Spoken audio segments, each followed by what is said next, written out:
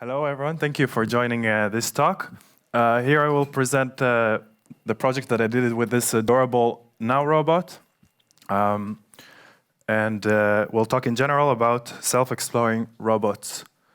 First, I will try to justify the use of machine learning tools in robotics. Why does it even make any sense? Then I will show different examples from my lab, including my experiment, and we'll leave some time for questions. So let's say now I want the robot to perform a certain task, like serve you sandwiches or clean the room between the lectures. Well, as a programmer, my intuitive solution would be to create a list of motor commands and just run it on the robot and let it perform the task. But we believe that this approach might be limited, and we take our inspiration mostly from nature. And there are many, many examples. I brought one that I like especially. It's taken from the world of birds. If you look at the different bird species, you can classify two different developmental strategies. One is called precocial, and the other one is altricial. And okay. So the morphological differences are quite clear. While the precocial species are born with, they hatch with feathers, with their eyes opened. They are more mobile and in general more independent. The altricial ones look helpless, more like a chicken nugget for predators. And if we look at brain development, we see similar patterns. On the x-axis here is the development of the brain before hatching, and the y-axis show after hatching. And we can see that the altricial species in black develop most of their brain after hatching, which means the brain is developed while the animal already experienced the real world that it has to deal with. And we believe here lies the big, big advantage. And it's true, we see it after in adulthood, that the altricial species are, although they had a bit of a weird start, they develop to be more intelligent, more creative. They are the ones to adapt to urban areas, and in general, just they have a larger skill set. Shut up. So the lesson that we take from it is that just innate behavior, instinctive behavior can be limited, and learned behavior, although it takes more time and practice in the long run, can reach more flexible and adaptable, creative and intelligent results and behaviors. So with this lesson, now we want to apply it to the robotic world. And fortunately, all the tools for machine learning already exist. They are widely used, and we just need to apply them into robotics. Here I would like to apologize for the quality of the picture, but I show now different examples from my lab. We have robots that learn through following their hand with their eyes, robots that learn to use tools and the meaning of using tools, robots who learn through imitation and communication, and robots who actually learn to point at stuff that they just want to grasp, just like babies do. So now I would like to get to my experiment. In my experiment, I wanted to let the robot explore and learn about the currents, the electrical currents that his motors are consuming while moving. So to control the robot, I used the Python SDK. It's basically a library called NowKey, and I will now run these commands on the robot. And I ask you to be scared with me, because if anything happens to this robot... Okay.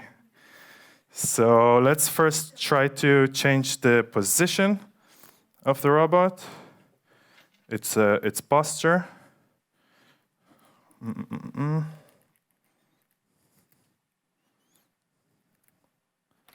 Okay, so now it will sit down, hopefully, without falling.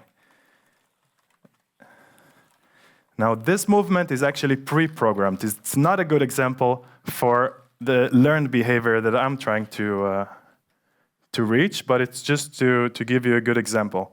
Let's go back to the crouch position.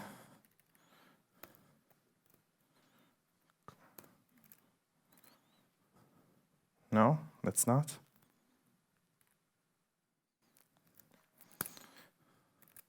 Okay, now the actual movement that I was using is called left arm babbling.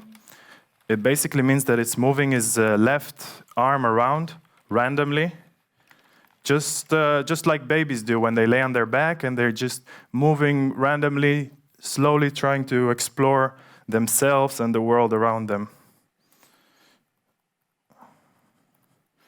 I will give an example to this movement.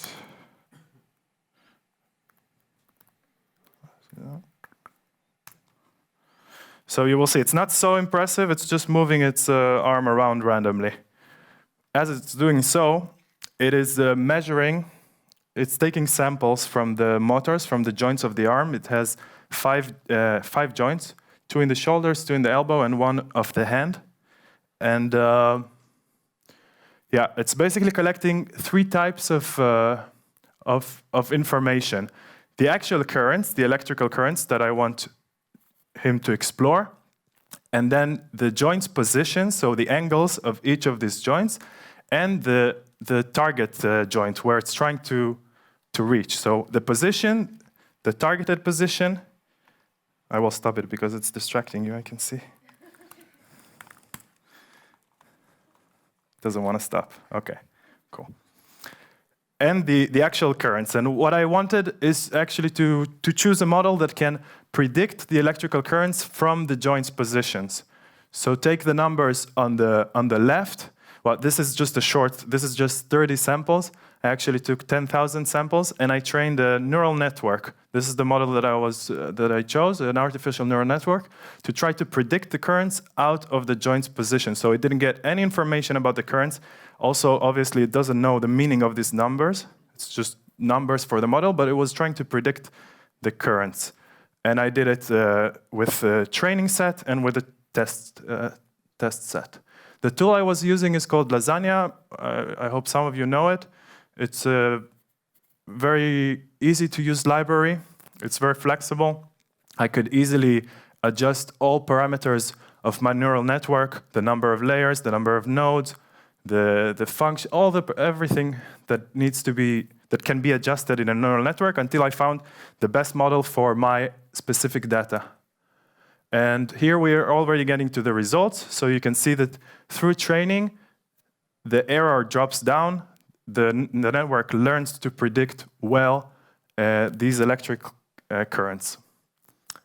We can look at the actual currents. Here you can see every pair is on top the actual current, and in the bottom the model's prediction of test data, of data that it was not trained on.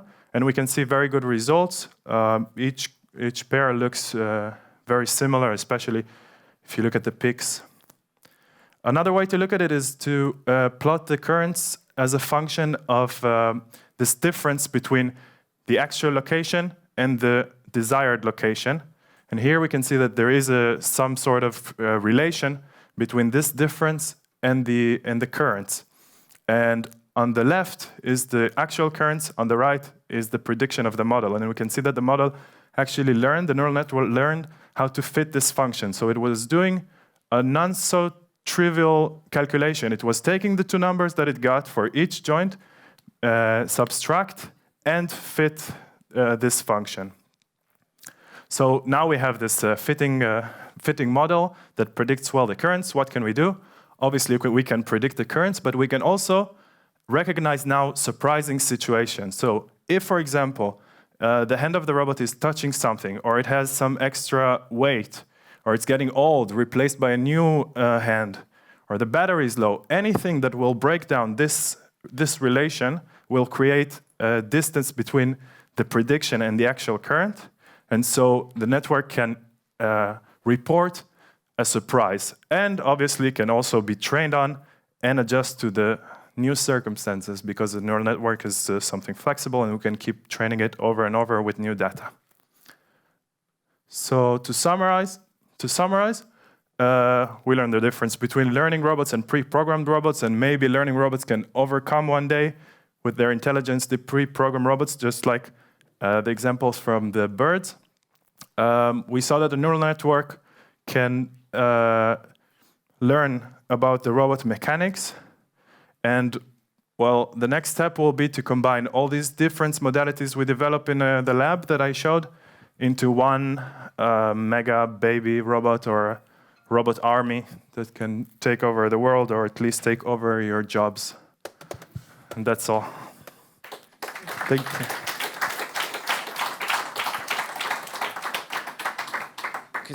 Awesome. So thanks a lot. We have plenty of time for questions if there's some. And I guess if there are no immediate questions, then I think everyone just wants to see the robot to stuff and entertain us. Okay, let's try to make the robot lay on his belly, for example. Let's try this position.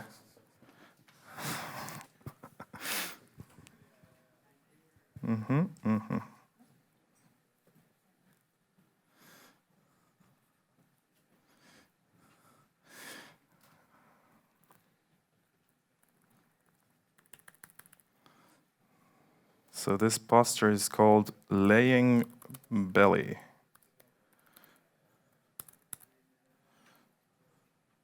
So something.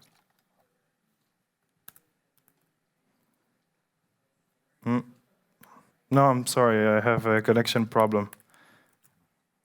We will not be able to demonstrate anymore. I guess it's tired. Okay, so we have a question here, and maybe in the meantime the sad robot gets reconnected. Go ahead. So I wanted to know, does he have any sensors? Can he learn something Yes, about the of outside course. world too?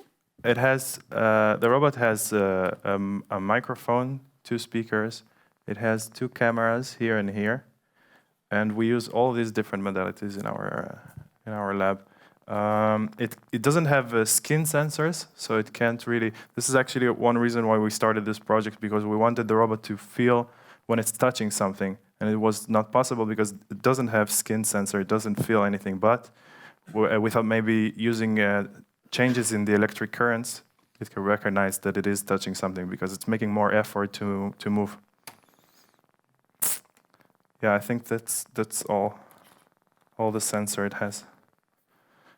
Other than that, it has a text-to-speech module, falling reflex module, face detection module. How expensive is such a robot? It's How much does it cost? Thousands of euros, depends on the version. This one is $8,000. So now we got the questions coming in.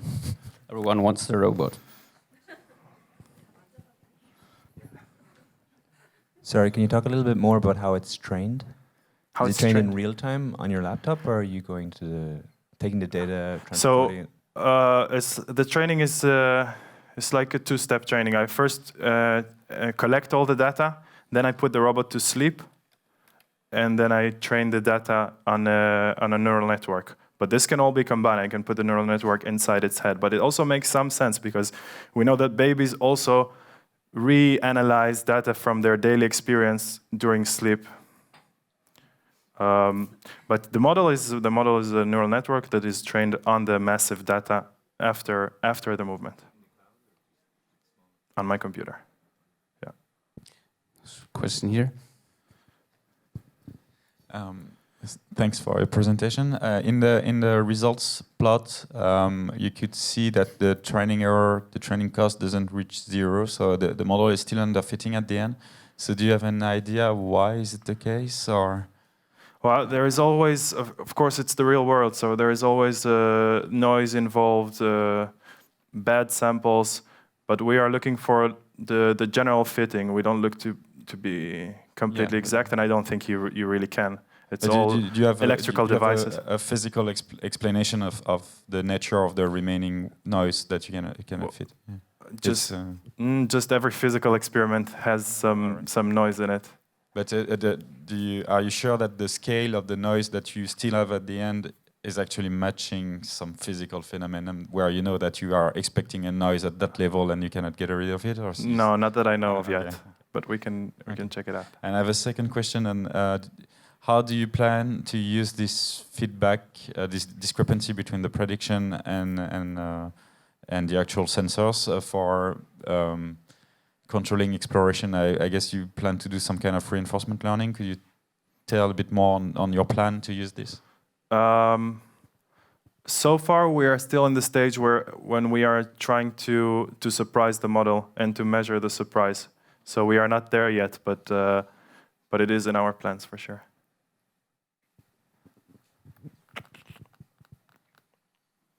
More questions? Will you be around and try to reconnect the robot so that everyone can have a chance to play with it?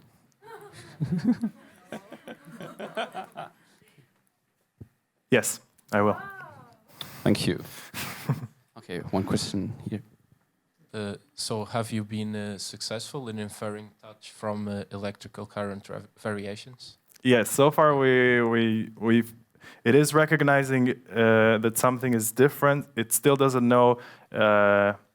It can't recognize what kind of object it's touching, or if it's even touching its own body. Sometimes the hand gets stuck on the knee, and there is still no actual difference of when it's touching itself or when it's touching an external object.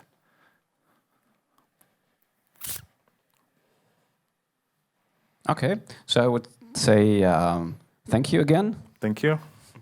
Thank you.